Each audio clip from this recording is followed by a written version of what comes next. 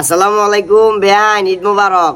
লাল কালারের হাঞ্জাবি গিয়া গাদ দিছি, গিয়া কইছি বুঝছেন না বেআইন হতাইছে না। ওমা তো বা বছর একখান ঈদের দিন কি শুরু করছেন আপনি? এই আমনে খালি উল্টা পাল্টা বুঝি কর আমি জান। গরুর কথা জিজ্ঞাসি, গরু হতাইছে না আপনার কইমু। আন্ডা মিটো চলের অলরেডি চলের, গিয়া কইছি বুঝছেন না। তুই কি অবস্থা না পরে কথা কম। আসসালামু আলাইকুম।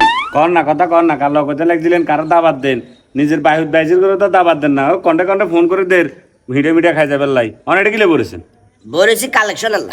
কি কালেকশন, আমি কি বিক্রি করবেন নাকি? একেবারে শালার ফুটা হয়েছে, আর কি ভিক্ষুকের মতো লাগে নাকি তো? তো এটা কি কালেকশন? এটা মানুষ নাই, কিছু নাই, মসজিদের সামনে বসেছেন।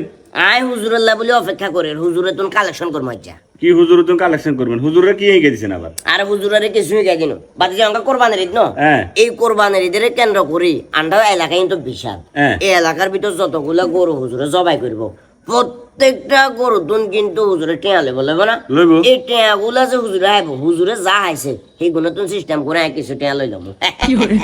আপনি লবেন মানে আমি কি লইবে? ওই আয় কিনলে লমো মানে কি রে? আয় এলাকার সভাপতি, আয় মসজিদের সভাপতি। এখন আমার হাতের উপর দিয়ে যেহেতু তাদের চাকরি গুলো আদান প্রদান হয়, আয় কি কিছু টেয়া এগুলো তো দাবি করতে পারি না। ও আচ্ছা আচ্ছা, ও দালালি দালালি।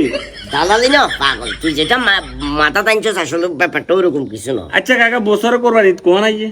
বছর এক কান। এক কেন? হ্যাঁ। আচ্ছা হুজুরের কত হয় অনুমানিক? আন্ডা এলাকাটা তো বিশাল, একেবারে কম করলেও 50,000 থেকে 52,000 টাকা। 50 থেকে 52,000 টাকা আমার কাছে লাগে, অত টিয়া হয় না কাকা। সর্বোচ্চ 5 থেকে 6,000 টাকা হইব আমি যতটুক ধারণা, কারণ আমরা এটা হুজুর হইলে কোগা হুজুর আছে তিনগিয়া। তিনগা। এখন একজন হইলে হয়তো 3-5-15,000 টাকা হইতো, তিনজনের ভাগ করলে দেবো না। ওটা ঠিক আছে, লই যাবো আইস মানে এগুলো তো সিস্টেম। আরে কাকা দৃষ্টিভঙ্গি বদলান না, এই হুজুরের অল্প কোগা টিয়ার দিকে অন্য চোখে চোখে।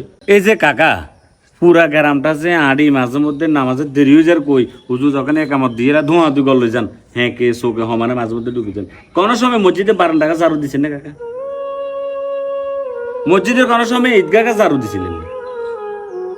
মসজিদের মিম্বার আছে না, মিম্বারিয়ে কোনো সময় হচ্ছিলেন না, কোনো সময় দুধ দিছিলেন না। আরে বাবুর এখানে কি হাত দায়িত্ব নাকি? এখানে হুজুর আছে না, হুজুরের দায়িত্ব এখানে ডাকা কিনলে বকাস। মসজিদের বাথরুম গাছ কোনো সময় পরিষ্কার করছেন নি? তো এটা আবার কথা কয়, এখানে কি হাত দায়িত্ব?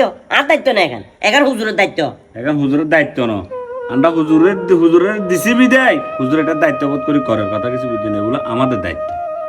হুজুরকে পিছনে নামাজ পড়ি, একজন কোরআনে হাফেজের কত মূল্য, একজন ইমাম সাহেবের কত মূল্য, একজন মুয়াজ্জিমের কত মূল্য, এটা যদি জানতেন কাকা কোনো সময় হুজুরের দমক দিয়ে কথা কইতেন না।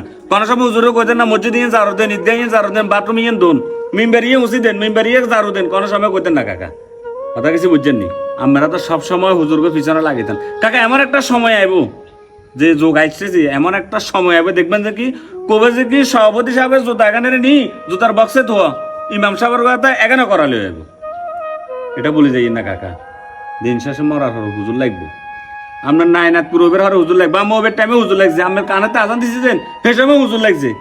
এরপরে হুজুরে কোকাটিয়া কামাইবো, হুজুর কোকাটিয়া কি না করে হাইবো, এটার পিছনের জন্য লাগিয়েছে। মানে আমার ভিতরে হিংসা এতটাই কাজ করে। আচ্ছা বাদে যে আর বেশি কথা কইছা, ঈদ মোবারক। ও অঙ্গে ঈদ মোবারক, তো বালা কথা কইছি তো এটাই।